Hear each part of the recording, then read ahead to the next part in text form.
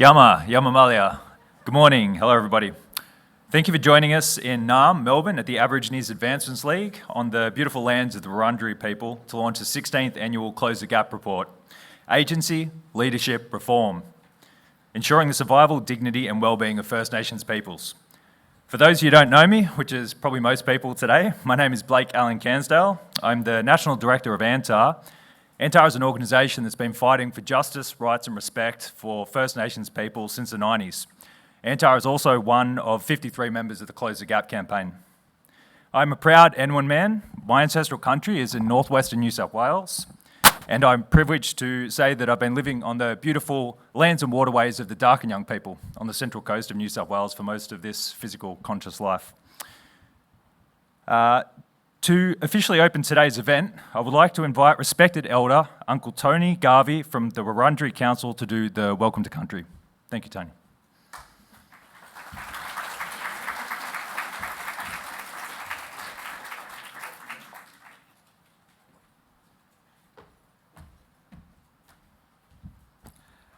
Thank you very much for that warm welcome, Blake, and thank us all for inviting us here today as the traditional owners.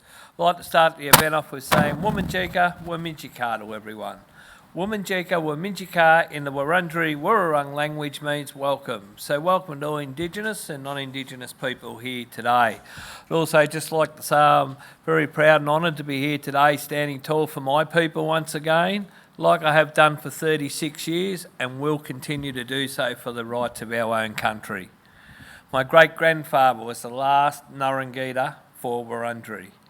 Nurrungita in the Wurundjeri Wurrung language means last head tribesman leading our mob on the mission out at Corrandirk, where I live today with my family. He took over from my great-great-uncle. My great-great-uncle was King Barak. King Barak was our fearless leader that took on the government for land rights in the 1800s, right up to 1903 when he passed. My great-grandfather Robert Wandon took over Wurundjeri from there and led our mob from 1903 right up to 1924, when the mission was closed due to colonisation and being forced out into the white community. The Wurundjeri people, they are also to the southwest and the Wurrung of the Wurundjeri territory that we stand on here today. The Wurundjeri lies within the cities of Melbourne. It extends from the mountains of the Great Dividing Range, south of the Burrarung to the Mordialloc Creek, west to the Werribee River and east to Mount Baw. The Wurundjeri people, we have a social totem. It is Bunjil the eagle. Bunjil represented spiritual powers throughout many parts of Australia. Bunjil taught all the laws about life, behaviour and ceremonies to make sure that our culture would continue for all walks of life throughout Australia. So Bunjil was referred to as the creator of mankind. Bunjil created great people from the land, and that is why we call the land our mother or the mother of creation. Never can the land be taken away. The land will always belong to Aboriginal people, as we are part of the land and the land is part of us. Our story is similar to the European people. Theirs is by their chosen faith, ours is by the dream time. We both have creators and beliefs, and ours is Bunjil. It is a traditional custom of the Australian Aboriginal communities to be asked and to give permission for people to enter their lands. And today you've now joined with me to honour the spirits of my ancestors, past, present and emerging, who have nurtured these lands for over 60,000 years. And we, as the owners of the lands, offer a heartily welcome to the lands and hope that together as citizens of this beautiful country, we can build, develop and unite stronger nations for all peoples. I'll close off in the Wurrung language, which is Wominjeka, Wominjeka, Wurundjeri, Balak, Yemen, Kumibik, which means you're most welcome to the land of the Wurundjeri people. Before I get that loud applause I am expecting, just killing time, waiting for the helicopter to take me back to Parliament, but no, I just want to touch on, obviously we all know we've got the treaty process in motion at the moment. I'm jumping around on stages everywhere, just like I was for the Yes vote right through Melbourne and anywhere else I can get on. talking about the treaty and how important the treaty is, and the treaty's all part of this Closing the Gap event today. You know, it's important that we get the treaty right because we want to make sure that it doesn't end up being another flop like the yes vote. Now, the yes vote to me was never ever going to get up. I supported it, I backed it, and I think we got 46% up in Victoria. So it's important that we get behind it, but I also thought I broke down the first couple of welcomes I did for the uni after the yes vote failed, and I actually went to tears on stage because I broke down. I thought I put so much time and effort into this for something that it wasn't going to get up in the first place to what I thought, because it's a bit hard when you've got to get 4 states up out of 7 in a very racist country to get the vote up for our people to have a say about their own people. Then I thought about it a little bit deeper, and I thought, well, why did this come down to a vote anyway? We are asking the youngest living culture in Australia of 280 years, whether the oldest living culture, not just in Australia, but in the world, can have a say about their own people in their own country. So I put that down as 100% corruption by the government, and I'm willing to take them on any time they want to step on stage with me. Any channel, any station, anywhere. But yeah, so it just I want to get the treaty process right, so it's just important that we all go the same direction. I'm heading up the RA now to take the government on, actually, and we're going to be talking about a lot of this stuff today. So I wish you all the best for your event. Don't take a sidestep. Let's get them. Thank you.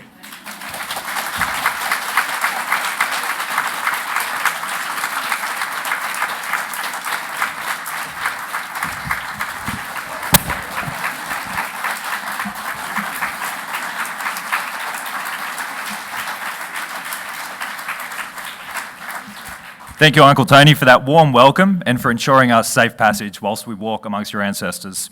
This always was and always will be Aboriginal land. It is now my pleasure to welcome to the front Assistant Minister Carney. As Assistant Minister for Health and Aged Care and Assistant Minister for Indigenous Health, we're excited to hear how the government intends to address the structural inequities that continue to impact our people's health and wellbeing. Thank you, Minister.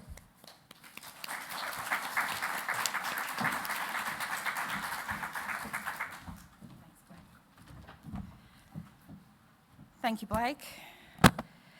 Good morning. It is an absolute pleasure to be here today. And thank you, Tony, for that amazing welcome to country and highlighting the importance of treaty. We are watching it very closely in Victoria. We know that it's an incredibly important process and the outcome's going to be vital. And I hear your call to arms. Otherwise, I take it on note. I haven't quite got my armour on today, but I hope you don't think that we are here to fight against you. We are actually here to fight with you.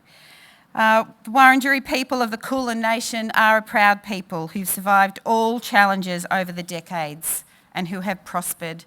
And I acknowledge them as the traditional owners of the land on which we are gathered today, their elders past and present, and all other Aboriginal and Torres Strait Islander people who are here today. I also acknowledge that this is land stolen and never ceded. It is also my home. I'd like to acknowledge all of the incredibly important people here today. When I walked in, I started to make a mental list of everyone that was here. Lisa came up to say hello, Paul, Michaela, and I thought, if I start to list it, I will forget someone, and that would be terrible. But I am really conscious of the amazing, wonderful people that are here in this room today, and I acknowledge their presence and say what an honour it is to be here with you. Apart from this being my home, I am also the member for Cooper, and alongside my duties as the Assistant Minister for Indigenous Health. Back in 2018, the electorate was named to honour a great man, William Cooper. He was a fierce Aboriginal activist and an inspiring leader. In the 1930s, he was part of the first ever Aboriginal delegation to visit a Commonwealth minister and later a Prime Minister. He helped establish and oversaw the first national organisation dedicated to the rights of First Nations people in this country, the Australian Aborigines League, the absolute forerunner of our hosts today. So it's full circle moment that we are here at the Aborigines Advancement League to mark National Close the Gap Day. And I thank the League for hosting us and I thank the Close the Gap campaign for inviting me to say a few words. May I especially acknowledge Close the Gap co-chairs Carl Briscoe and Katie Kiss, and all the Close the Gap members who are here today. We're here because we are passionate about a better, fairer, healthier tomorrow for Aboriginal and Torres Strait Islander people. I note the themes of this year's Close the Gap campaign report: agency and self-determination, leadership and solidarity, and reform and transformation. Your incredible hard work has resulted in 44 important recommendations, and I mean it when I say I look forward to going through all of them with you in detail. You've focused on vital areas of improvement, highlighting the successes of and the expertise of people on the ground doing the hard yards. And the report holds everyone to account for the failings, including governments of all colours and all levels. I hear and feel your frustration at the slow move towards reform. We have to do better. At a federal level, we are determined to do better. It was a Labor Prime Minister who first acknowledged the impact of white settlement of colonisation, which wreaked death and destruction on Indigenous people, culture and society. At that famous Redfern rally in 1992, Paul Keating said of we, the colonisers, that it was we who did the dispossessing. It was we who took the traditional lands and smashed the traditional way of life. We brought the diseases and the alcohol. We committed the murders. We took the children from their mothers. We practiced discrimination and exclusion. It was our ignorance and our prejudice and our failure to imagine that these things could be done to us. I remind myself of those words every day. And I'm somewhat proud that a Labor leader said them, that Labor governments over time have taken up the mantle to work with you to make change, if not amends. And it is Labor who will continue to work with you, learn from you, commit to principles and rights so profoundly expressed in the UN Declaration on the Rights of Indigenous Persons. Friends, I am brave enough to say to you today that the alternative is too bad to contemplate. And you quite rightly point out in your report that the national agreement is the framework for that change to happen. Last year, I was immensely proud to take over the job as Assistant Minister for Indigenous Health from my dear friend Malandiri McCarthy, who now of course serves as the Minister for Indigenous Australians. In the very short time that I've been in this role, I have crisscrossed the country to hear firsthand from Aboriginal and Torres Strait Islander people and the community-controlled health sector about how we can realise a stronger tomorrow. I've visited communities in our biggest cities to some of the most remote communities, and it is my great privilege that so many people have taken the time to share their stories and their wisdom with me. I don't take this responsibility for granted. I will do everything I can to continue to listen, to learn and fight in the halls of power. The government that I am part of is deeply committed to the tenets of agency and self-determination.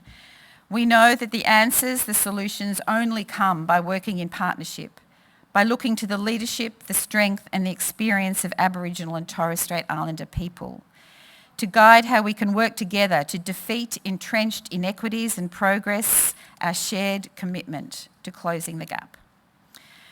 One way we're doing that is the Social and Emotional Wellbeing Policy Partnership. This year, work will begin on building a strong evidence base to address social and emotional wellbeing.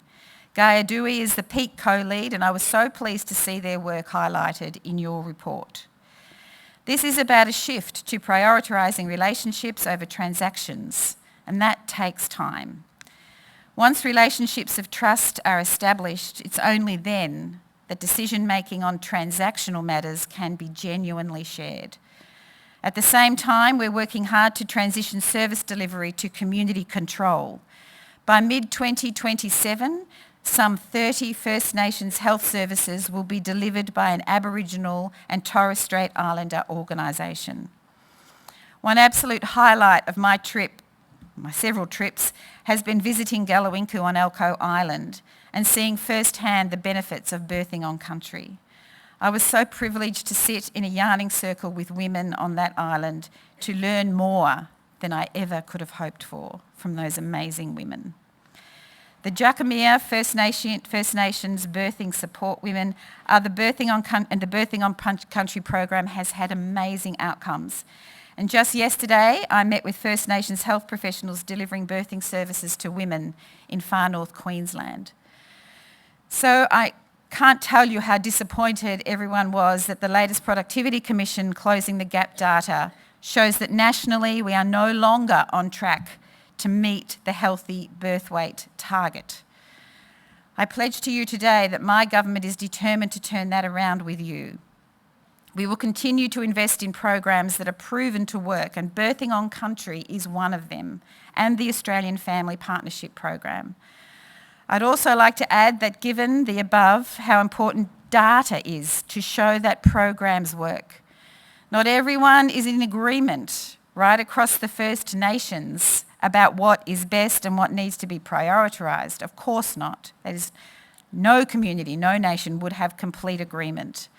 But I have to say that reports and the work that you do, like this report, on a national level that is backed by data and backed by case studies that show that things work, and to know that you can have sovereignty over that data and that research is absolutely vital for people in policy-making positions. So thank you for what you do. I can't tell you how powerful it is and how powerful reports like this are to give us the confidence and the backing to move forward with you.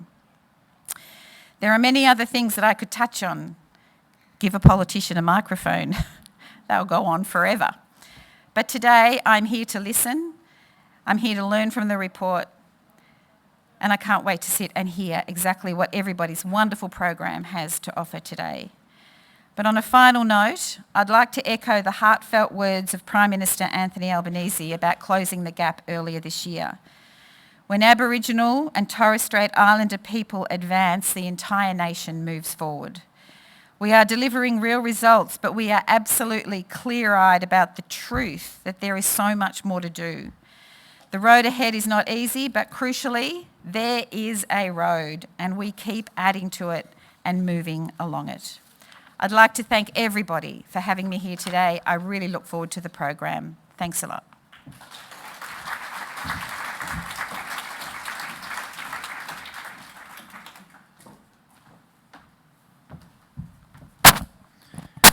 Thank you, Assistant Minister Carney, for joining us for this important event and for your solidarity. Today, we are honoured to have with us 4 organisations featured in the 2025 Close the Gap report. The Healing Foundation, First Nations Eye Health Alliance, Ngawian Maru, National Aboriginal and Torres Strait Islander Ageing and Aged Care Council. Each organisation will present on an important issue in our community, and they will share with us how they work towards ensuring the survival, dignity and well-being of our peoples and our communities. As we all sit here today, we know that much more work needs to be done to close the gap. We know that meaningful progress in addressing the pervasive and preventable inequities that Indigenous people experience requires action that goes beyond short-term solutions. It's not about improving conditions temporarily. It's about transforming systems, structures and relationships to build trust, equalise power dynamics and foster systemic change. That is the hard work that these organisations and their allies have undertaken, and we are excited to share their expertise and insights. I'll remind each of you today that as the event goes on, there will be time for questions after each speaker, so please don't be shy. But before we meet the deadly leaders of these organisations, we will first hear from Commissioner Katie Kiss and Lowitja Institute CEO Paul Stewart. Please enjoy the opening statement via video message from Co-Chair and Aboriginal and Torres Strait Islander Social Justice Commissioner Katie Kiss.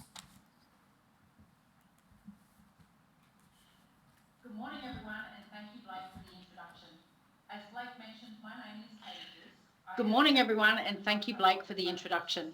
As Blake mentioned, my name is Katie Kiss. I am the Aboriginal and Torres Strait Islander Social Justice Commissioner, as well as being one of the 2 co-chairs of the Close the Gap campaign. I share this position with Carl Briscoe, who is there with you today. I'm currently on the beautiful lands of the Gadigal people of the Eora Nation, and as a Kanju Biri Widi woman, I would like to pay my respect to and acknowledge their elders and leaders past, present and emerging. I also acknowledge the Wurundjeri people on whose lands this launch is being held today in Naarm, and all of our brothers and sisters who have attended the event today with you. As the fairly new Aboriginal and Torres Strait Islander Social Justice Commissioner, I'm currently undertaking my Informing the Agenda tour, which means I cannot be there to commemorate our annual report launch today. While I'm very familiar with the campaign and its work, this is my first year as co-chair, and I'm pleased I was able to take part in the formation and development of the 2025 report. As the Indigenous leadership planned for the themes, we knew the messages we wanted to focus on and the issues we wanted to raise. Shaped by the founding principles of the United Nations Declaration on the Rights of Indigenous Peoples and framed in the rights expressed within the Declaration. Our report highlights why self-determination, participation in decision-making, respect for and protection of culture, and equality and non-discrimination are the key drivers to closing the gap. The organisations featured in our report pursue these rights to deliver outstanding services to their communities, and in doing so, they drive the implementation of the 4 priority reform areas and demonstrate how Aboriginal and Torres Strait Islander agency and leadership creates holistic and necessary reform. While our report maintains a strengths-based approach, we have been clear on articulating where and how the implementation of the national agreement is failing. We call out governments regarding their inability to comprehensively deliver the objectives of the national agreement because we recognise that in doing so, they fail to deliver meaningful outcomes to First Nations people across the country. We know that the national agreement has stagnated, and we know that progress has been and continues to be painfully slow. Yet the case studies featured in this report showcase our success when we have the resources and tools to drive and reform and effect change. A critical component of our report is providing tangible solutions to close the gap. Our work provides a roadmap on how to implement and support community agency. It uplifts the voices of leaders who are sharing their expertise and creating change, and it demonstrates that despite the slow and inconsistent implementation of the priority reform areas, our leaders and our communities are doing the work. It's their innovation, their dedication, and their ability to build partnerships that is driving success across our communities. In profound and important ways, they are organising, building capacity, implementing the priority reforms and changing lives. We are proud of the work they do, and we're honoured to feature them in our report. To close the gap in health equity and equality for Aboriginal and Torres Strait Islander peoples, there must be both individual and collective efforts. Simply put, we cannot do this alone. In recognition of this, our report continues to highlight the important role of allyship and demonstrates how strong, equal partnerships are fundamental to long-term transformational change. I would like to take the time to acknowledge the special contribution from the Healing Foundation. Our elders, particularly those from the stolen generations, deserve justice. They deserve healing, and they deserve our care. It is our ancestors and elders that set the foundation for us to succeed. Thank you to the Healing Foundation for continuing to advocate for the stolen generations and for reminding us that there is still much work to do. Our report shows the work in and across our communities, and it tells a beautiful story of resistance, care, love, and dedication to our peoples and to our country's lands and waterways. These are the stories we wanted to tell. How we all work towards the ultimate goal of ensuring the survival, dignity, and well-being of our peoples. Thank you for your support of the campaign. I hope you enjoy the event today, and thank you for joining us. Great opening message. Thank you, Katie, for the overview of the report and for highlighting how the United Nations Declaration on the Rights of Indigenous Peoples is foundational to improving the well-being of our peoples. We stand on the shoulders of giants, people who have dedicated their lives to advancing our rights as First Peoples and advocating and working for change. Leaders who have established careers researching our histories and building knowledges around Aboriginal and Torres Strait Islander ways of knowing, being and doing. One of these leaders is the Lowitja Institute that not only serves as an important research centre, but also produces the Close the Gap report on behalf of the campaign. Please join me in welcoming to the mic CEO of Lowitja Institute, Paul Stewart.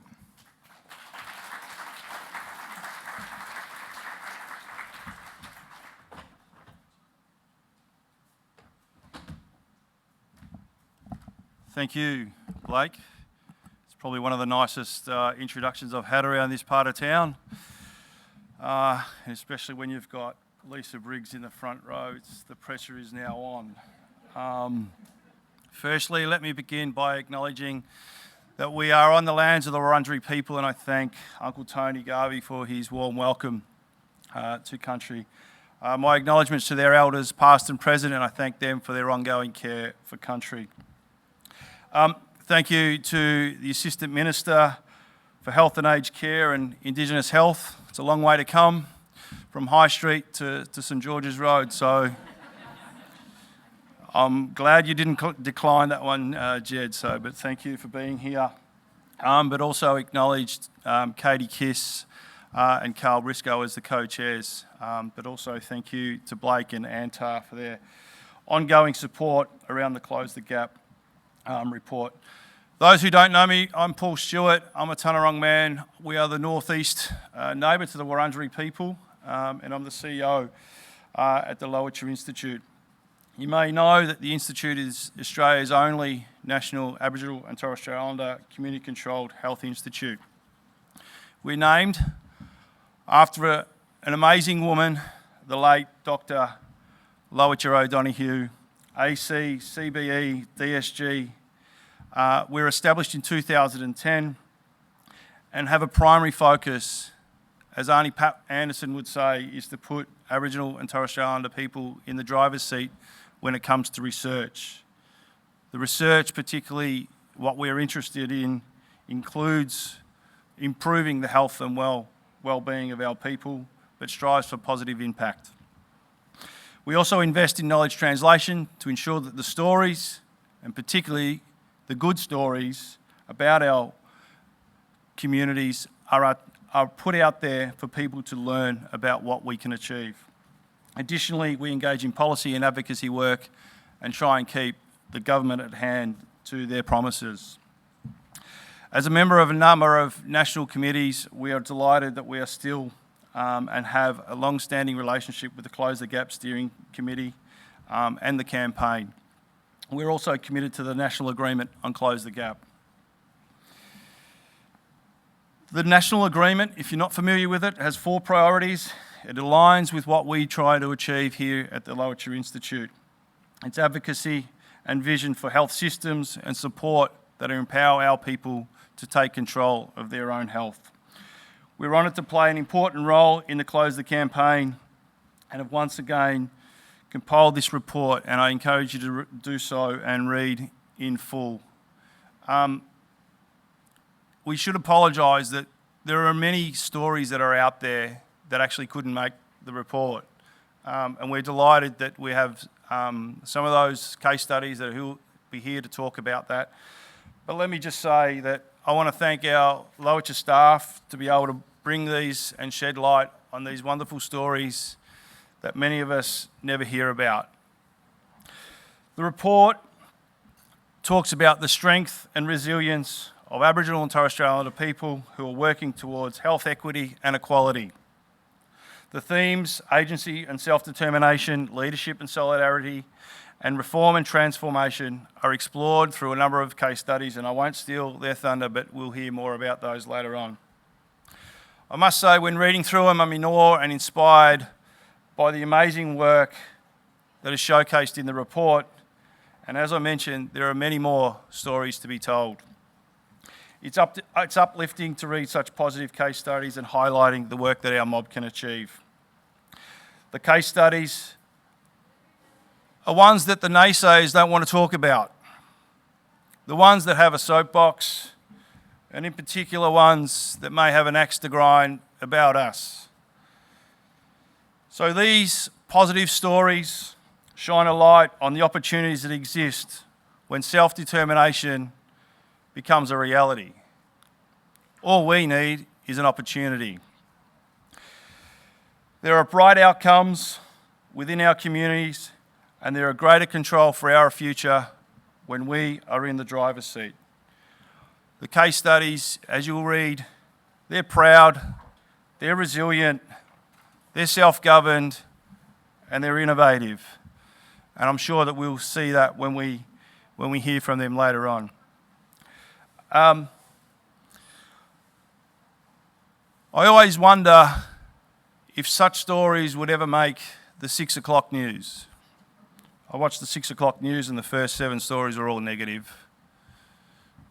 I don't see that these stories that you mob all have out there are ever going to make the 6 o'clock news. So that's our role, to tell and elevate your stories and make sure that they are in the hands or being heard by politicians, by communities and by our allies. You might not see Palm Island Community Company on those news feeds, but it's a place-based, non-for-profit initiative that's creating genuine positive change in their community.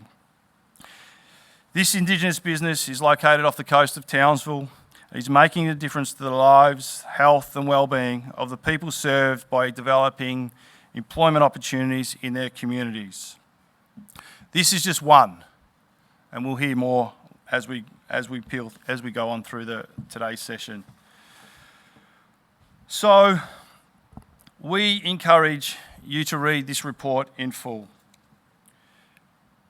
Take the opportunity to listen deeply to their stories, to the way in which our mob are leading the way in transforming systems, developing solutions, policies and programs that are trying to achieve improved outcomes for our health and wellbeing in our communities. But we're not going to let the government off the hook. So here's my little pledge to not only the government of the day, but also others, and in particular, not just federally, but also state-based governments, that we encourage you to implement the recommendations in the report in full. We will continue to advocate to ensure that they are implemented in full and hold you account, particularly around the National Agreement on Close the Gap priority reforms. During a presentation at the Continuum of Care Conference in Darwin and Larrakia Country in 2000, our namesake, Dr. Lowitja O'Donoghue, noted, "Community control is about empowering communities and individuals to be in a position to take responsibility for their own health. What that means is giving Indigenous people the tools to ultimately develop autonomy and not getting them stuck in the permanent cycle of dependence." A quarter of a century later, the profiles presented in this report showcase the inspiring community-wide impacts allowing our people to insert control of our future. In closing, make sure you grab a copy, take that, share that amongst your colleagues, read it in full, and keep advocating for government to meet their commitments under the Close the Gap agreement. Thank you.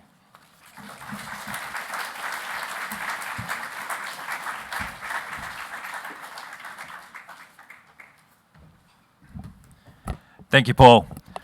Lowitja's ethos is a dedication to high-impact, quality research and knowledge exchange. Your institution is driven by the need to create broader understanding of health that incorporates wellbeing. This ethos and the Lowitja Institute's commitment to having a clear and positive impact is what helps shape our annual report and brings to life the work of organisations we feature. We thank Lowitja for your continued support to for the Close the Gap campaign and for helping us to deliver on our mandate. That is to always centre Aboriginal and Torres Strait Islander voices, leadership, perspectives, and to showcase strength-based case studies and encapsulate Black excellence. And now, it is my pleasure to welcome to the stage our first speaker, Stephanie Harvey, board member of the Healing Foundation. Thank you, Stephanie.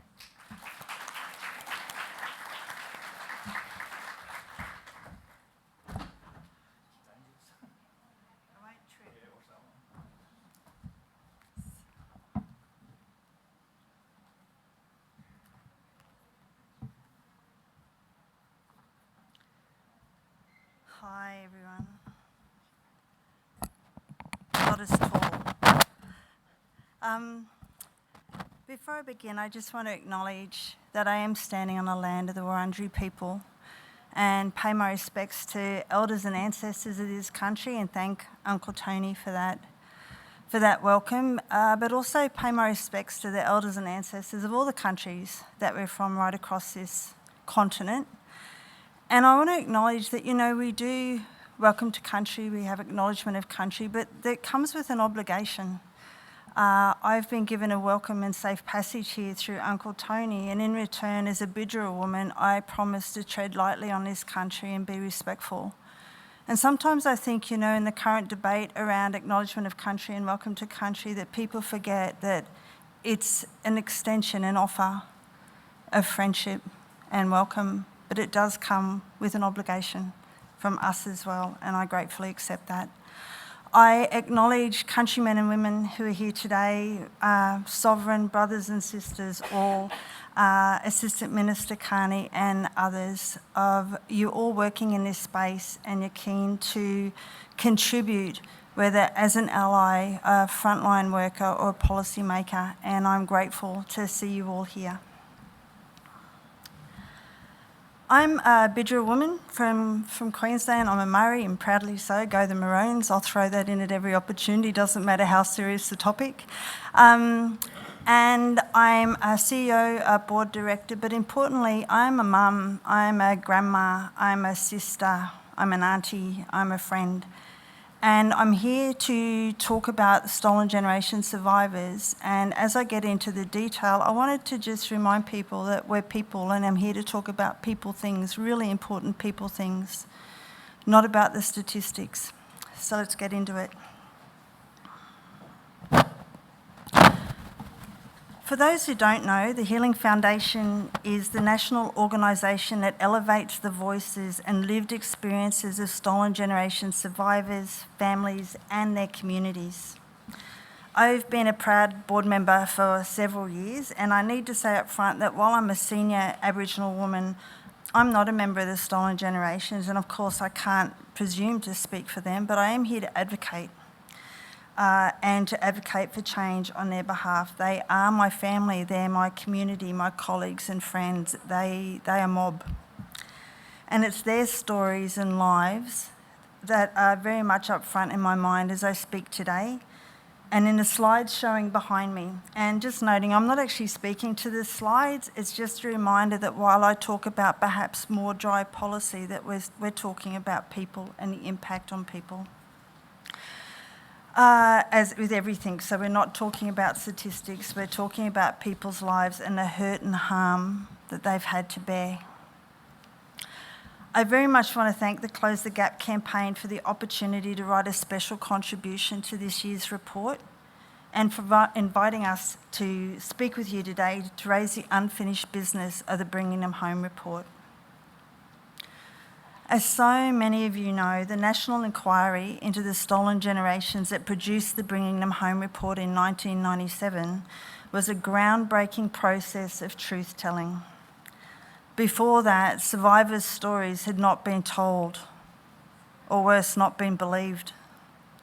That inquiry showed us without question that there is a straight line from being forcibly removed from family, community, culture and country to so many of the key indicators that are the focus of the Closing the Gap targets.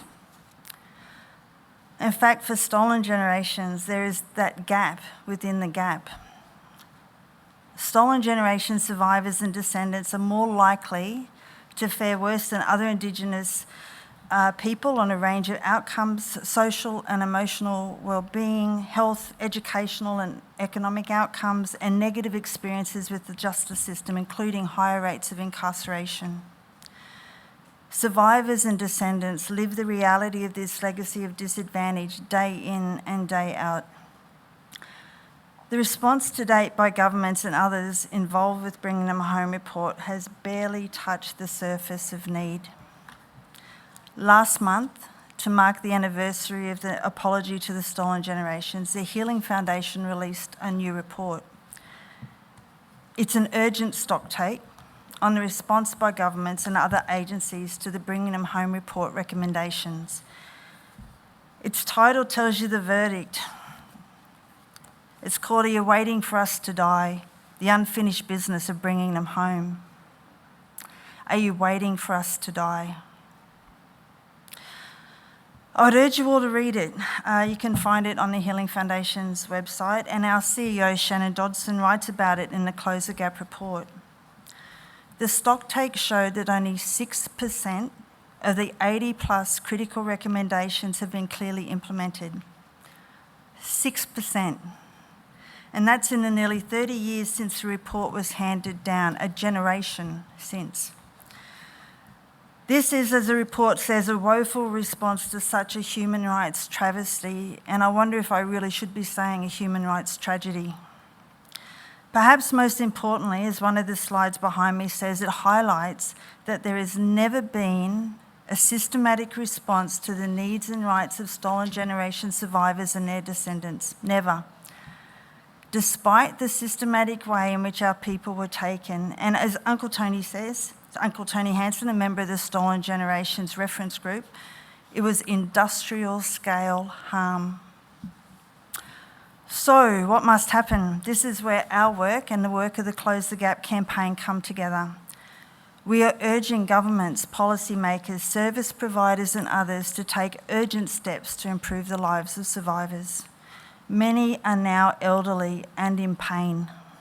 They have specific and complex ageing needs resulting from the trauma and grief experienced. Survivors need to be adequately represented as a unique and prioritised group as part of the agreement. And their priorities include access to culturally safe, trauma-informed aged care and health services, urgent equitable redress. Incredibly, 2 states, Queensland and Western Australia, are yet to offer any redress. Prioritised access to records and investment in stolen generation organisations. And in line with the Close the Gap 2025 report, we are also calling for accountability and monitoring for a national mechanism to monitor the implementation of the Bringing Them Home recommendations. This can be realised through the existing structures of the priority reforms set out under the Closing the Gap National Agreement. The stark reality is that the majority of Aboriginal families, our communities, are affected by the stolen generations in some way. That means that addressing the unfinished business of the Bringing Them Home report is crucial to closing that gap within the gap and to meeting all of the targets. Put simply, we cannot close the gap without addressing and prioritising the needs of stolen generation survivors. Bringing about these changes will require coordination. We need all parties, all jurisdictions and churches and organisations who have contact with survivors to work with communities to make this happen. This is not about starting from scratch. There are existing mechanisms and partnerships that can help coordinate and add weight to the priorities identified by survivors and stolen generation organisations. We want to work together with governments, institutions and others to bring about these practical changes that will make such a difference to the lives of survivors. This is Australian history, our shared history. People need to know about this. The process has started with the survivor testimonies to the Bringing Them Home inquiry. Individuals can do their bit by learning more about our shared history and what will help survivors and sharing this information with others. We thank the Close the Gap campaign for their recognition of this and more, and urge all of you here today to take up the message. I believe in the power and strength of collective action. We can make a difference as individuals. But I want to finish today with a clear ask. Governments, institutions, policymakers, funding bodies, are you waiting for us to die? Are you? Are you playing the long game, that long waiting game? I'd like to think not, that you are good people wanting to do the good thing, the right thing, that just thing. The actions and pathways to bring about change is really clear. So what are you waiting for? That time for urgent action is right now. Thanks very much.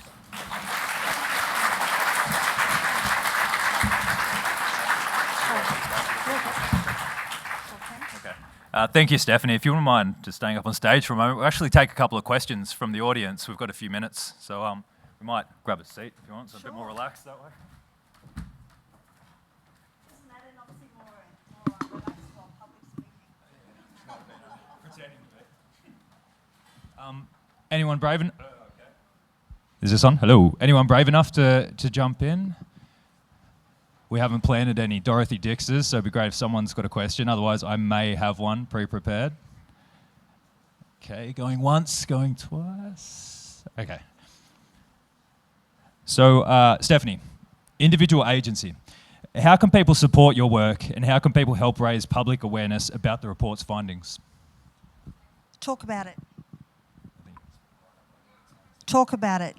Honestly, everybody, like I said, this is a shared story. This is our Australian story. It is fact, regardless of naysayers who still deny the stolen generation. We know this to be true. We see and witness the pain of our elders and descendants in the intersection of everything that we do as community leaders. We know this to be true.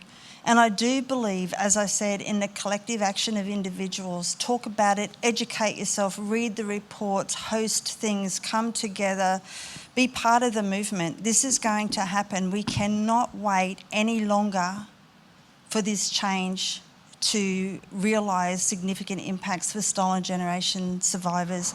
They are ageing. They need urgent and critical support right now. Great. Thanks, Stephanie. Any question from the crowd?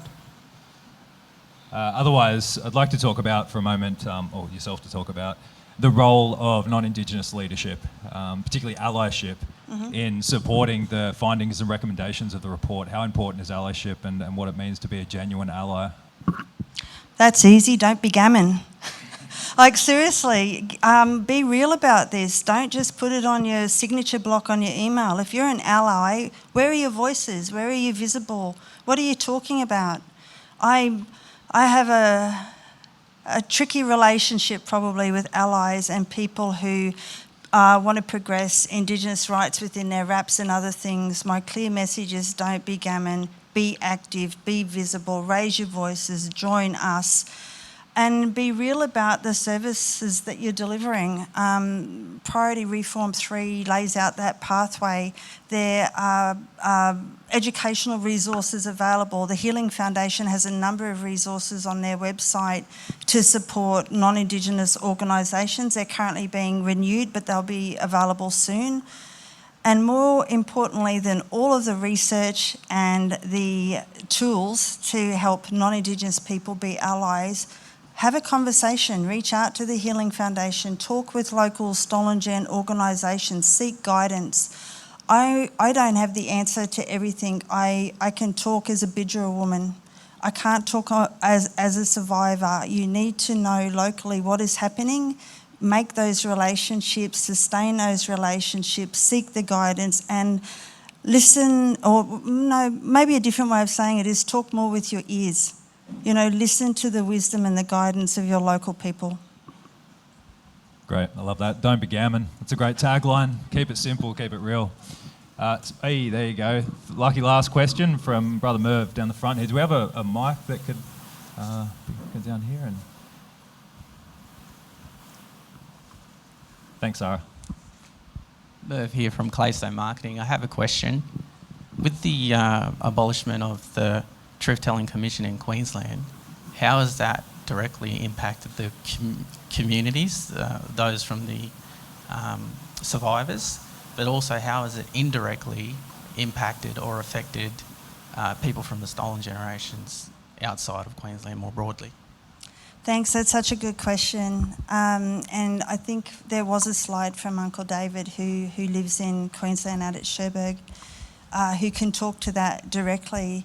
But could you imagine growing up in the most painful of situations, having the supporter community, mustering up the courage, fighting the demons in your mind to come and talk about it at an inquiry, only for that to be abolished and for it to go nowhere, the damage that was wrought by that?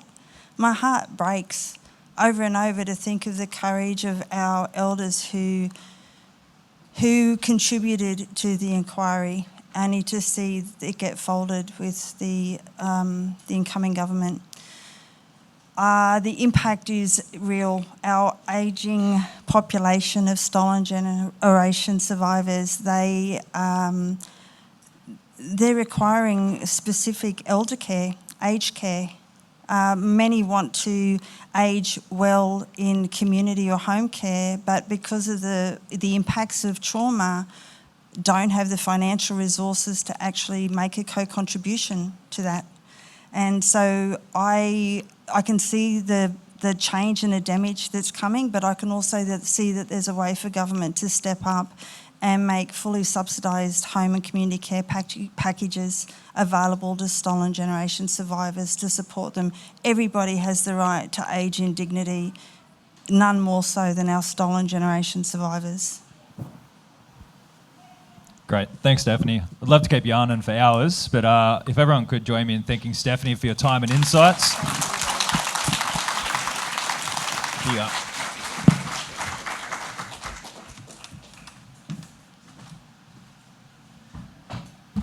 Yes, the Healing Foundation plays a vital role in addressing the generational harm caused by the forced removal of tens of thousands of First Nations children from their families, culture, language and country. I would now like to welcome to the stage CEO of First Nations Eye Health Alliance, Lose Whenua.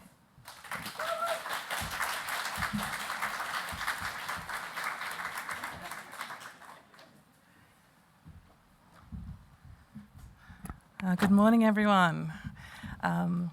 My name is Lose Whenua. I'm a proud Wiradjuri woman, descendant of the Tabaga people of Western New South Wales. I'm also a proud South Pacific and Islander woman with Indigenous Tongan heritage. I'd just like to say thank you to Uncle Tony for welcoming us this morning and to acknowledge that we're standing on the land of the Wurundjeri people of the Kulin Nation. Thank you for welcoming us. We're so happy to be on your land and thank you for providing safe passage.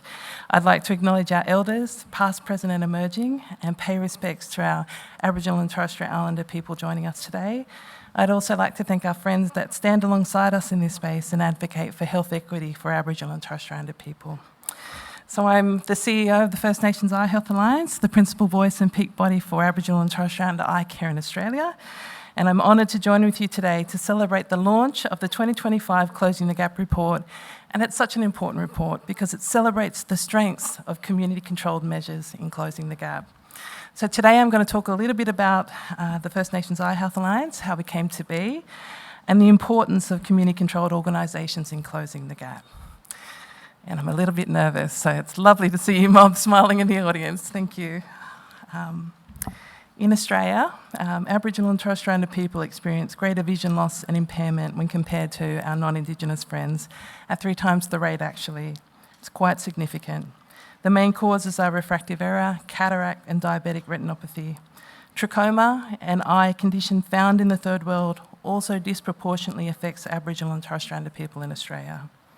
What's very important to note about this is that with timely intervention, over 90% of the vision loss experience is preventable. This is just not appropriate and we don't accept it. This was a problem that was discussed at 2 national meetings held with MOB at the National Aboriginal and Torres Strait Islander Eye Health Conference across 2022 on Larrakia country and 2023 on Dharawal country, where MOB got together to talk about what eye health could look like from our MOB's perspective into the future. What helped to contextualise some of this work was some analysis done by our friends, who I see in the audience, from the Indigenous Eye Health Unit at the University of Melbourne, that estimated widening gaps in eye health service provision and workforce capability into 2030, with the increasing population estimates of Aboriginal and Torres Strait Islander people. The group decided that immediate action was needed to address this, and one of these key recommendations from this meeting included the establishment of a First Nations eye care peak that could support the development of equitable eye health and vision care services for our people into 2030 and beyond. As a result, the First Nations Eye Health Alliance was incorporated on the 18th of July 2023 as the peak body for Aboriginal and Torres Strait Islander eye care. We are a registered health promotion charity that lead from Aboriginal and Torres Strait Islander deep knowledge and lived experience, and we utilise this to influence and engage our collective obligations across the health community. Our board and our membership consists of Aboriginal and Torres Strait Islander technical experts in First Nations eye care and Aboriginal and Torres Strait Islander health and leadership. Our key reports and work lift Aboriginal and Torres Strait Islander perspectives and solutions into systems reform so that we stop preventable vision loss in blindness for First Nations people. So some of these map priority areas and solutions that we currently work on include solutions that look across the healthcare system. An example of this is we're working with our colleagues at NACHO to advocate for the very first Aboriginal and Torres Strait Islander-led National Aboriginal and Torres Strait Islander Eye Health Plan. We have a focus on increasing Indigenous-led models of care and really focusing on prevention and early intervention. We are very fortunate to be a recipient of the Lowitch's Major Research Grant, where we're undertaking research into kids' vision and looking and understanding what community perspectives on good eye care for our kids are. We also have a focus on workforce. We provide direct support to our mob that are working across primary, secondary and tertiary settings in eye care. We work with our colleagues on strengthening the recruitment and education systems for eye care careers. We're also partnered with the Fred Hollows Foundation, and we're building a pathway into eye care careers portal that builds the visibility and opportunity to increase eye care workforce. The importance of self-determination in closing the gap cannot be understated. We, as Aboriginal and Torres Strait Islander people, have the solutions for change in this space, and we are motivated to address these inequalities with community-led, culturally appropriate solutions. The 2025 Close the Gap report talks to the excellence of community-controlled initiatives across the country, detailing the real gains that can be had when First Nations community agency is supported. As an organisation working in eye health, we know the difference giving and correcting sight has for Aboriginal and Torres Strait Islander people. It is absolutely transformative. It can impact the life course, educational attainment, and the ability of Aboriginal and Torres Strait Islander people to thrive and be healthy and well in the long term. And I have a little story to tell that will best illustrate this. And this is a very personal story, and it's about my son Elijah. So Elijah is 6 years old. He lives in a metro setting in a New South Wales school. He's in year 2. And last year, while he was in year 1, we found out that he wasn't tracking very well with his cohort. So my son's very good at sport. He loved school when he started, but we found that he started falling behind with his reading, with his writing, his spelling, and he was becoming increasingly disengaged with school. And I didn't know what was going on, to be honest. And the teachers didn't either. And so one day, one of the teachers in their frustration said to my son in a school setting, who sits up the front, mind you, right next to the board, "Can you see the board?" And he said, "No, I can't." So the teacher found that while he was sitting in class and they were about to do board work, he started to get disengaged and he wasn't listening and engaging. And she actually had to move him right up to the front of the room, right next to the board, where he could then see and connect and do the work. Why is this story important? Well, Elijah's a very young boy with a great future ahead of him. He's got opportunities that we afford him that I didn't have as a child. But we, and I work in eye health, embarrassed to say this, didn't even think that he couldn't see. But the difference it made between getting glasses for this kid, so he went from failing in all of these areas around reading and writing and English to getting over 80% by end of year with the introduction of glasses. This child, who was said to be behaviourally difficult, might have issues, actually went on to then exceeding and loving school. We know that when governments establish and sustain genuine and collaborative partnerships with Aboriginal and Torres Strait Islander peoples at all levels of decision making, we see gains in health and wellbeing for our people. Thinking about the Elijahs that sit across, Australia, all the kids that sit in areas that need help, all our elders that don't have access to glasses, there's so much work that can be done. Therefore, we need action. We invite governments to partner with us in our communities on implementing change, to recognising the unique expertise that our people bring to the table and the capability that it has to build sustainable changes in the long term. We also invite our partners and allies to come alongside and support this work so that we can see real and lasting changes in eye health equity for Aboriginal and Torres Strait Islander people.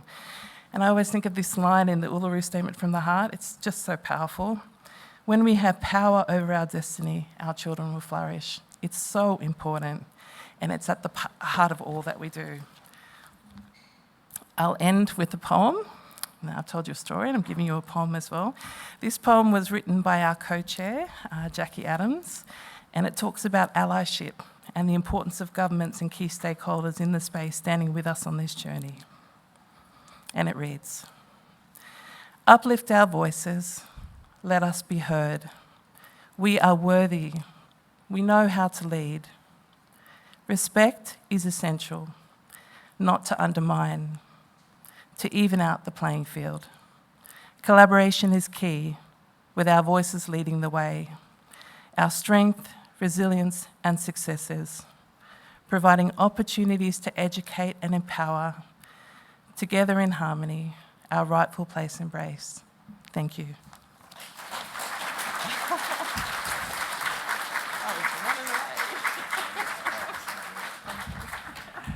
Thanks, Losse, for sharing your experience, your personal story, and Jackie's amazing poem. If you wouldn't mind, I think we've got time for a couple of questions. Hopefully people are primed now and ready to go. We'll grab a seat. Don't see a hand just yet. Maybe while I'm opening my notes, someone might decide to jump in. Otherwise, no takers, all right. Individual agency. Losse, how can people walk with you and be part of the Alliance's journey? Yeah, it's a great question. Ooh, very loud. We are very open to working with anyone. I think we've got a really clear goal in our mind, and we're passionate about it, and our mob just want to see change. So you can directly partner with us on projects. If you've got something that's in this space and you think there's expertise that you need in hearing Aboriginal and Torres Strait Islander perspectives, that's what we're asking for, to be included. Nothing about us without us. I think there's a tagline. There's a few of those coming out today. It's a really important part to ensure that Aboriginal and Torres Strait Islander perspectives are integrated into all that we do. So work with us in your workplaces as well.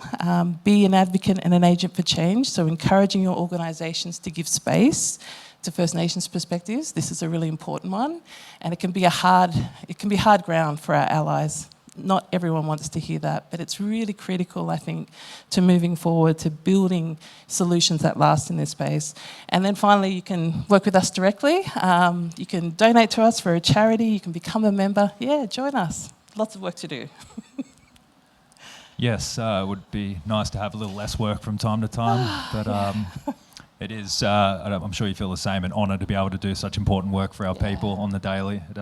Whilst it's physically, spiritually, mentally draining, is also an absolute honour. So, it is.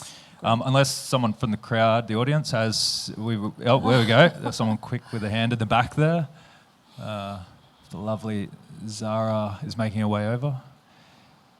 Unfortunately, we lost a few minutes at the beginning of the event, so I think this might need to be the last question. Yes. I'll let you off the hook, sis. Yay! Hello, Penny Robinson here. Thank you for your heartfelt story and your generosity today. I've had the same experience as your son, and I'm so sorry that it's still occurring. I wonder what your position was on health checks in schools. Thank you. Yeah, look, we're an agency that are informed by our mob's desires. So part of the initial consultation where we started to talk about what eye health could look like in the future, our mob said, well, we actually want really good, strong systems at the beginning for our kids to be healthy lifelong, to have the best capability that they can have right across the life course. And the story of Elijah is a great one, and it's not an uncommon one. I've heard this many times from many parents and many grandparents about this. We, as the Alliance, have a focus on ensuring school screening is a standard. And I think there's two parts to this. We don't only need to be checking in primary school and consistently, but we also need to understand how consistently before then. So, in the 0 to 6 age group, how often should we be checking, and how and who and through what pathways, and how can this be funded? Like all of those things, they're not mandatory at the moment, but we're an agency that's really pushing for it. And there are pilot projects that are running across the nation where school screening is in place. New South Wales is a great example of that, but Elijah lives in New South Wales and he's an Aboriginal kid that fell through the system, and this is not an uncommon story as well. So we've got to get better with how we're approaching this, and we certainly need to be thinking about how we put in more preventative health activities earlier. So screening is one of them. Great. If everyone could join me in thanking Losse for your insights.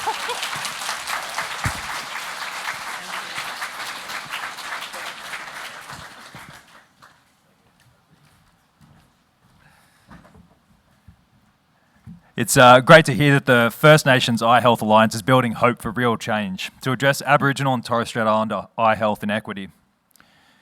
I would like to now welcome Lisa Briggs, Executive Director of Ngawian Maru, to discuss their work with us.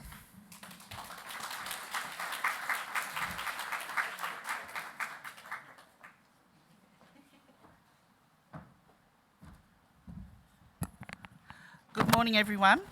Thank you for being here for Close Gap Day. I would like to acknowledge the traditional owners on the lands that we're meeting on today, the Wurundjeri people, their elders past and present, and I would also like to acknowledge all the Aboriginal leaders in the room, and I'm going to make a special acknowledgement to Alan Brown, and you'll understand why I'm going to make that acknowledgement as part of the examples of what can happen as part of implementing the priority reforms in a jurisdiction like Victoria. My name is Lisa Briggs. I'm a proud Gooditch Mara woman. I'm the director of Ngawi Maru. We are the Victorian partner for the National Agreement on Closing the Gap, and our main focus are the 4 priority reforms that we're speaking about today, and again, that the National Close the Gap report actually speaks about. Close the Gap report. I'm actually one of the founding members with Tom Kelmer back some 19 years ago. And so for the campaign to be still as strong as it is, it's actually really rewarding and fulfilling to see that people are still walking with us along the journey.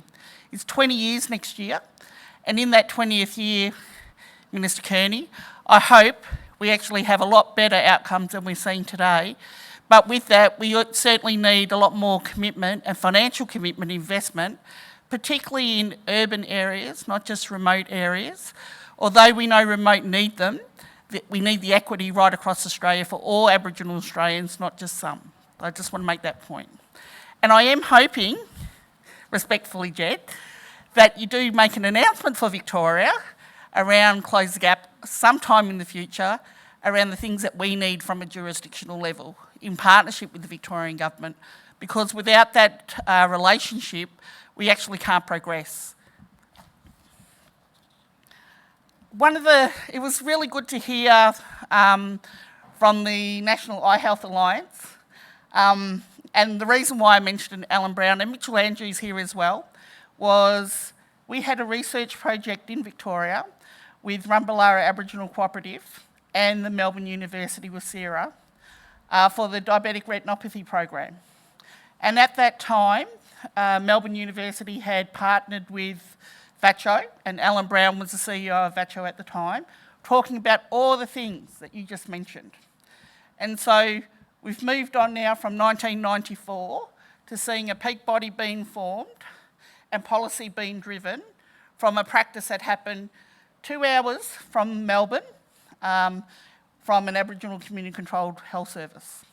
So I think when you think about success, and that's what we're talking about, particularly within this report, but the practical success that you get from the priorities, the Aboriginal community control sector does it far better than any, but it is not known as well as it should be. Our value proposition to the society is $4.9 billion every year, massive workforce of non-Aboriginal people and Aboriginal people working together to change this. And I think that message has to get out strongly as part of that process. We're not just part of a deficit, we are part of success. And every day we can see more elders in the room, but we didn't see that in the past. That's physical presence of the ACO success. So I really wanted to say that, because it's not just about policy. It's about what difference we are making to people's lives. And that's what happens every day. So congratulations on that. It was really good to hear. With Ngawi Maru, we were asked to contribute to transformation. And that transformation is around Priority Reform 3, where it has 3 elements. The elements within the transformation are anti-racism and dealing with discrimination, how you work with policy and transfer it into practice. And I just gave an example of how Rumbalara, with the iHealth program, where avoidable hospitalisations, avoidable blindness that the Fred Hollows Foundation had been mentioning for years, had been transferred from a policy into practice, save money in the system. That's how that can happen, quite simply. And it is successful if it is driven through a self-determination lens. One of the things currently happening in Victoria, though, as part of where we stand, justice is probably one of the things that is at a critical point for us. And you would have seen in the news more recently the bail laws that the Victorian government have changed and adjusted. And what that means with those bail laws is that they're actually walking back from the commitments within the national agreement themselves. And so we need to work harder with them about how we're going to get them back at the table to look at how they can actually change those reforms or add into the reforms where it has less impact on our people. Because incarceration rates cannot continue to go up. The agreement says we're looking, and the targets say we're looking to reduce them. So there needs to be a better way for the Victorian government and the Commonwealth government working together on how we make sure that happens. The Europe Justice Commission, and in its report for Justice report, actually says the criminal justice system was and is an institution of colonisation. The Commission also found that legislative and policy changes are contributing to the overrepresentation rather than reducing it. To make the changes necessary to meet the outcomes and the target, the Victorian government and all governments need to move away from incremental change to existing systems and focusing on system transformations through transformation and treaty. If we do not get support and funding to do justice reinvestment on the ground, how can you reduce the target? Quite simple. Too often we are seeing governments expanding and funding policy and imprisonment at the expense of early interventions and socio-economic reforms that directly address the driving factors of overrepresentation. Just last week we saw the announcement of the tough bail reform, another example of knee-jerk policy that fails to address the inherent issues within the criminal justice system. And that will drive further overrepresentation of Aboriginal people in custody. There's a question on, so how do you transform a system that was set up to further dispossess, disenfranchise and displace Aboriginal people? The priority reform areas are key driving better outcomes for Aboriginal people as part of the process. The Yuruk Justice Commission made a total of 46 recommendations within its report, covering the child protection, justice systems, many of which overlap with the priority reforms themselves. The Commission recommended transformative change through a treaty, as well as urgent reforms to increase accountability, cultural competence, and embed compliance with human and cultural rights. And I'm sure when they're saying the human rights, they're talking about the United Nations Declaration of Indigenous Peoples. These were supported through system-specific recommendations, including independent oversight of police, legislative reforms to a range of acts, and raising the minimum age of criminal responsibility. Our communities have long been calling for these changes, and it is critical that they are enacted now, so that our next generation of Aboriginal people can thrive. The National Agreement gives us the blueprint for change. Governments need to be held accountable for their decisions and need to inherently change how they do business. Aboriginal people need to be involved in the decisions that directly impact them. Our ACOs need the support to be able to deliver policy and services for our mob. And we need access to data and evidence to guide how to do it. Thank you.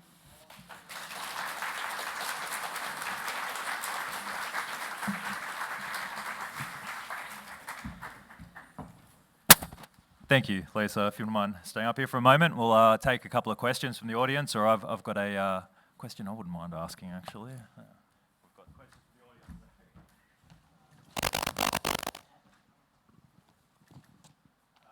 Sorry, I didn't see whose hand. Maybe the gentleman on the side, and then in the middle. Yeah, thanks, Pedro. Hello, folks. I'm Alan. Thank you, Lisa. And that was a flashback to the wonderful program that Aboriginal people initiated and ran, which gets me to my sort of open-ended question to you is about the intent and the legacy of the Close the Gap campaign. Close the Gap is the idea of Aboriginal people. Close the Gap was brought to fruition from Aboriginal Health Services. Close the Gap is code for we're sick of going to funerals. And it was Nacho at the time who led that for the Nacho leadership. And with them, we took that to allies and other groups because we couldn't get any traction with government. We couldn't get the ear of government to invest in Aboriginal Health Service to help us close the gap. And as you know, we then, made the decision to work with allies, Human Rights Commission in Sydney, Tommy Kalma, and we had Puggy Hunter, Bunjil Bless Puggy, and Naomi and Solly at the table, and all that people. And my question is about the intent was resource and invest in Aboriginal people and Aboriginal communities and local knowledge and experience to make a difference and save lives through Aboriginal Health Services and through other like organisations. So finally maybe the penny's starting to drop with the Commission saying that should have been done. But I recall that was the very first thing we put on the table and it lost its way. So are you confident that that legacy and intent going forward will be met? I think, good question, Alf, and thank you. I think it was good for you to also inform the other members in the room about the history of the Close the Gap campaign, particularly with Nacho and the health services. I think the one element that has been really missing is that real long-term commitment of health funds, right, and in the preventative space. Professor Rob Moody, 25 years ago, I think it was, Al, and you were at Nacho at the time as the CEO, wrote the last preventative health strategy. There has not been a preventative health strategy for Aboriginal people since then. And all we are doing is funding interventions, not the root cause. And so for us to actually make any difference to the targets and the priority reforms, you actually need to invest in the front end. And I'll call on you, Jed, to pass this message up to federally, because your leadership is really required for that to make that happen. Because interventions, we're just funding the problem. We're not actually providing opportunity for the Aboriginal community controlled sector to innovate, to find other solutions to tackle some of the issues that are more modern now as part of their process at a place-based level. So I think, unless that happens, we're going to continually see the target stay the same, because again, you can't just fund the back end, you've got to fund the front end too. Thanks, Lisa. I believe there was a question in the middle from the gentleman in the white shirt.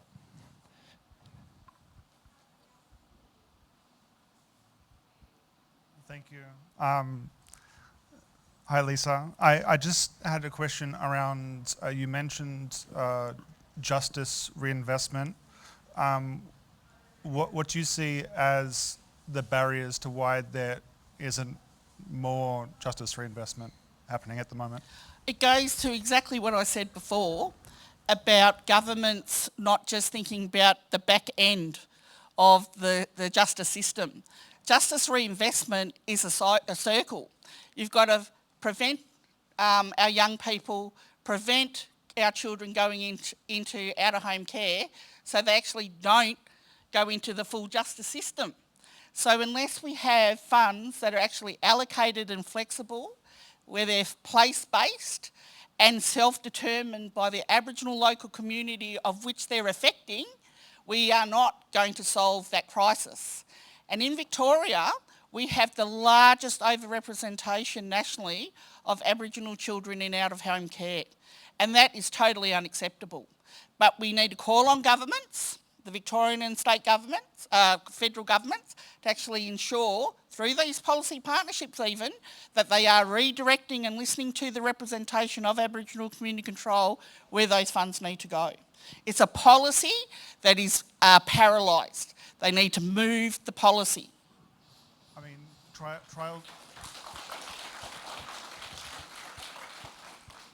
trials have shown that it's in the government's interest to invest, like it's better for them financially if they invest in justice reinvestment. Why do you think that is not enough to shift the priority? So just with justice reinvestment for Victoria, last year we were told we were too progressive and therefore could not receive justice reinvestment funds. So how are we supposed to deal with the issues in this state and jurisdiction if we have federal decisions to say that you need to wait for the next round? We actually have a drawer full of actually, through the Aboriginal legal services, through the Aboriginal community controlled services, where they have already designed programs to do such preventative work. What we don't have is the true commitment to actually invest in those programs at the front end. And the justice reinvestment is really, really critical. You want these fellas to come out, like I don't think any of our kids are walking going, my aspiration is I want to go to jail. Or my aspiration is I want to go into child protection. What their aspirations are is they want to achieve great things within their community, help their community, and be given the opportunities like we have. I don't think it's difficult. I think the policies and decision making and the wrong decision making is making it difficult. Thank you, Lisa. Our children are absolutely our future, and it's devastating, truly devastating to see the direction that we're going, and it is entirely backwards in this nation. Major regression, particularly in the area of children's justice outcomes. So thank you, Lisa, for your time. Thank you. If everyone could join me in finally and just thanking Lisa.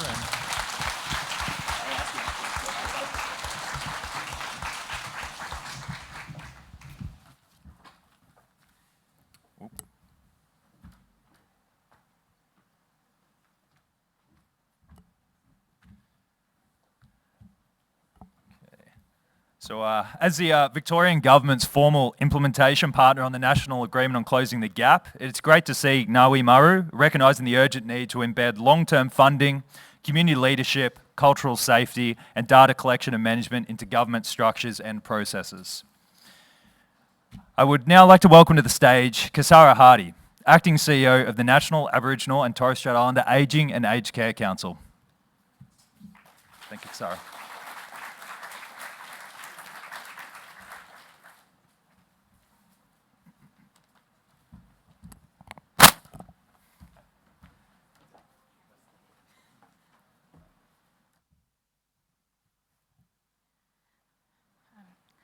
I'd like to begin by acknowledging the traditional custodians of the lands on which we're meeting today and their connections to land, sea and community.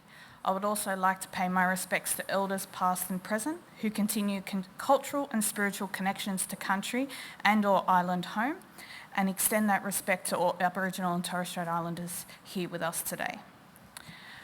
My name's Kasara Hardy. I'm the Acting CEO at National Aboriginal and Torres Strait Islander Ageing and Aged Care Council, NACSIAC for short. It's easier that way.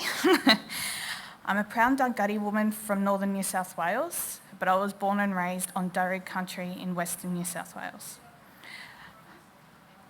Western Sydney, New South Wales, sorry. It is an honour to be here today for the launch of the Close the Gap report. This report is not just a document, it is a call to action. It tells the story of strength, resilience and the solutions that Aboriginal and Torres Strait Islander communities have long known and practiced in their communities. Today I want to highlight the work of NACSIAC. Our work is critical in ensuring elders and older people receive care that is not only effective but also culturally safe, trauma aware and healing informed. NACSIAC's dedication to ensuring effective, culturally safe and community-driven aged care services are being delivered across the country is an inspiring example of the kind of transformative change we need to close the gap. As one of our members, Purple House, reminds us, quote, is Aboriginal people have the solutions to their own challenges. They just need the support to navigate systemic barriers. Ageing is a journey that should be met with dignity, respect and care. For Aboriginal and Torres Strait Islander elders and older people, it is also a journey deeply connected to country and or island home, culture and community. However, the current aged care system often does not reflect these values as too many of our elders and older people continue to face systemic barriers in accessing aged care services that are culturally appropriate and responsive to their needs. NACSIAC has been at the forefront of advocating for these necessary changes through our work and with the input of our 50 members, including Purple House, Central Desert Regional Council and Penangba. We are able to demonstrate how holistic, community-led approaches to aged care not only improve health outcomes, but also ensure our elders and older people remain connected to culture, language and identity in their later years. Our members' models of care are entrenched in family, identity and self-determination, ensuring that elders and older people receive the holistic support they need and Aboriginal and Torres Strait voices are at the centre of policy and service delivery. NACSIAC's case study featured in this year's report showcases innovative programs that have been developed by and for Aboriginal and Torres Strait Islander communities. Some of these include culturally safe aged care models that integrate traditional knowledge and healing practices, supporting language speakers and cultural knowledge holders, creating training and employment pathways for Aboriginal and Torres Strait Islander aged care workers to provide services within their communities, advocacy efforts to ensure policy decisions reflect the lived experience of elders and older people and their families, and developing cultural governance frameworks that ensure care services are led by First Nations people. These efforts show us that aged care must not be treated as an isolated service for an individual, but as part of a broader holistic system that supports families and communities.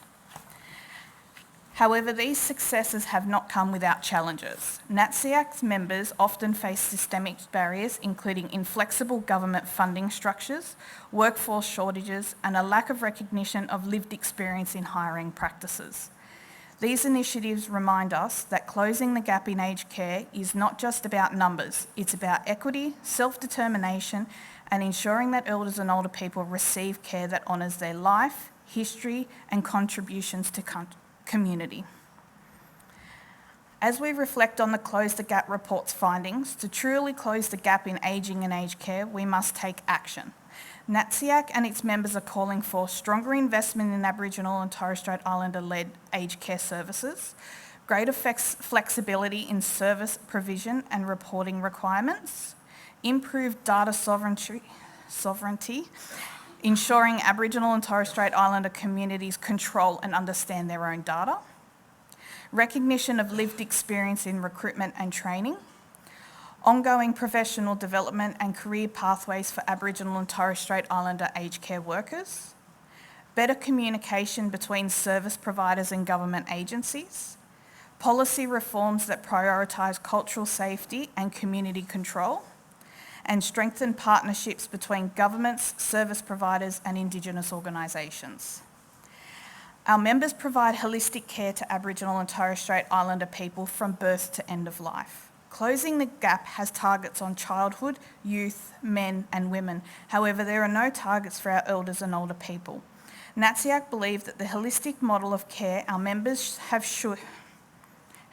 should be reflected and acknowledged in making Close the Gap targets holistic. With no specific Closing the Gap targets for ageing, there is a real risk that Aboriginal and Torres Strait Islander elders and older people will continue to be overlooked. This cannot continue. We must ensure that the care our elders and older people receive is determined by them and their communities, not dictated by a system that fails to recognise their cultural needs and rights.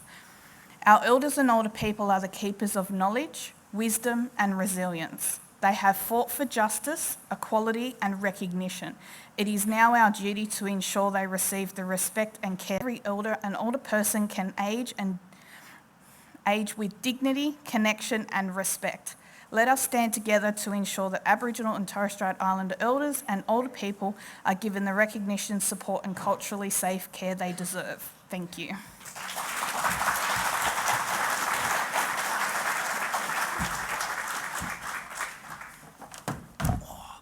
Knew I was going to do that at some point. There you go. Thank you, Kasara. So we're fast running out of time, and I would hate to keep people back from their lunch. I think we might have time for one question.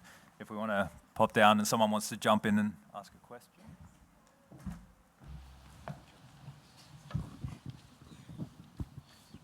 No, the lunch isn't going anywhere. It'll be there. Has anyone got a question? Otherwise, okay, so I'll jump in and ask one. Kasara, in terms of individual agency, could you tell us how people can walk with you to support the objectives of NATSIAC? The way that they can walk with us is by listening and learning, taking the time to understand the challenges that our elders and older people are facing, understanding the importance of cultural safety and the role of self-determination, advocating for change with us, walking alongside of us, coming to us with questions or barriers that we can advocate for them on their behalf, strengthening community engagement, supporting local Aboriginal and Torres Strait Islander community-controlled health organisations. That can be done through attending cultural events, building relationships based on trust and respect. And just letting us know that you're there and that you would like to support not only NATSIAC but also our Aboriginal and Torres Strait Islander elders and older people. Excellent. Thanks, Kasara. If everyone could join me in thanking Kasara. That was nice and quick, that one.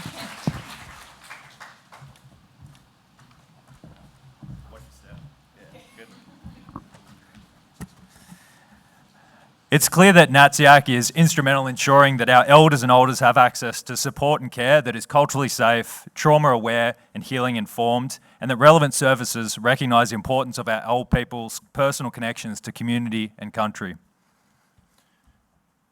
going to change this slide here, and then I think we'll be getting towards the end. I think I did the right thing there. So yes, indeed, we do now find ourselves at the end of the 16th annual Close the Gap report launch event. Before I take my leave, I want to say thank you to everyone here in person and to those of you joining online from your lounge rooms or devices. Thank you for being with us today. Thank you for continuing to fight for the individual and collective rights of our people. And thank you for walking with us towards a better future for our nation. Finally, I would like to welcome to the stage Carl Briscoe, Close the Gap campaign co-chair and CEO of NATSIWIP, to provide us with some closing remarks.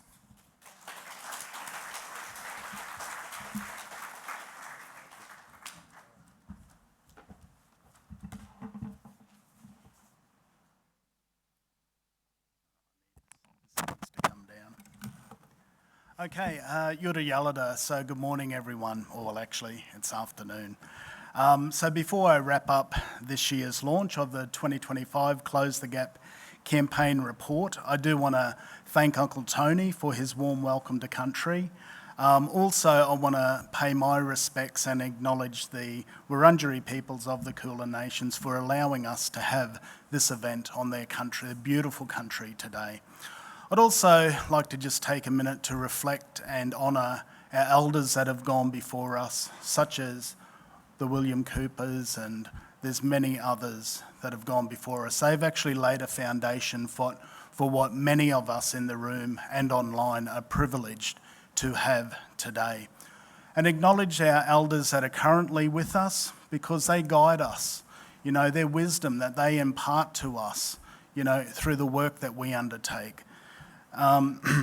So, Ngay Gubudi Jawalba, Ngay Gububu, Jalemba, Guburi, Gugi Yalanji Bama. So, for those of you who don't know me, my name's Carl Briscoe. I'm a proud Gugi Yalanji man from the beautiful lands of the Mossman Daintree area in far north Queensland. I do live and work on Ngunnawal Ngambri country, leading up the National Association of Aboriginal and Torres Strait Islander Health Workers, Health Practitioners, NATSIWIP, and also the co-chair of the National Close the Gap campaign. Firstly, I would like to express my sincere gratitude to Blake for being our MC for today's event, and to all the speakers for their insightful presentations, Stephanie, Losse, Lisa, and Kasara. I'd also like to extend a special thank you for Assistant Minister Jed Kearney for her time today, for being here with us and listening to our voices. As I reflect on the conversations we've had, the powerful stories we've heard, I feel a sense of pride in having been part of this gathering. It is inspirational to witness the efforts of our leaders and the work to implement and strengthen the priority reform areas, which is vital to the future of our communities. The success of these organisations are very much testament to what's possible when Aboriginal and Torres Strait Islander peoples exercise their social, political and economic rights, the principle of self-determination. There are several key takeaway messages that I'd like to share with you today. So firstly, Aboriginal and Torres Strait Islander agency and leadership are essential to driving critical reform. Secondly, that Aboriginal and Torres Strait Islander people are best placed to lead and inform the changes that will improve the lives of our communities. And lastly, as evidenced in our report, our mobs have already mapped out and delivered the solutions for change. What is critical now is taking action on these insights. It's time for governments and their departments and agencies to work with us to establish genuine collaborative partnerships. They need to invest in community control, in the community control sector, and help us build knowledge and data so that we can transform systems to reflect and meet the needs and aspirations and rights of Aboriginal and Torres Strait Islander peoples. This is how we can achieve a just Australia, through rights-based, holistic, community-led solutions that empower our mob and lift our communities. I want to take this opportunity to also thank the Indigenous Leadership Group and the 53 members of the campaign and those supporters who have walked alongside us in advocating for the improved health and wellbeing outcomes of Aboriginal and Torres Strait Islander people right across Australia. Your dedication is truly invaluable. To everyone who's joined us today, thank you for being here. Finally, I would like to pay a special mention to the Lowitja Institute for producing the report once again this year. Also to our Executive Officer who works behind the scenes, Ms Zara Pitt, for your efforts in organising this year's report launch and progressing the campaign's agenda, and to Colin Cowell and Mervyn Fernando of Claystone Marketing for your support of the campaign through the various media online outlets. So in solidarity, we journey together. So please feel free to join us for a bite to eat for lunch as we celebrate the launch of this year's Close the Gap report. Thank you very much. Jumanajal.